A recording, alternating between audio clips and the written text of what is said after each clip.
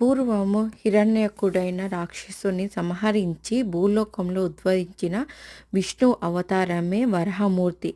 అయితే ఆ వరాహమూర్తికి ఉన్న స్త్రీత్వమే వారాహి అంటారు.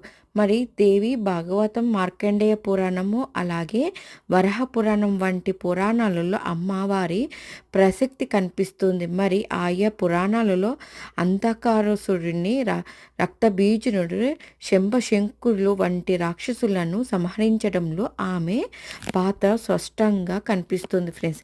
అయితే లలితాదేవికి సైన్యాధిపతిగా వారాహిదేవిని వర్ణిస్తారు.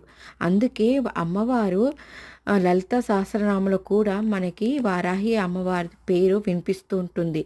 వారాహిదేవి ఆదరిస్తే జీవితంలో ఎదురయ్యే సమస్యలు, అడ్డంకులు అన్నీ కూడా తొలగిపోతాయి. శత్రు భయాలు తొలగిపోతాయి. అలాగే మంచి ఉద్యోగం కూడా కలుగుతుంది.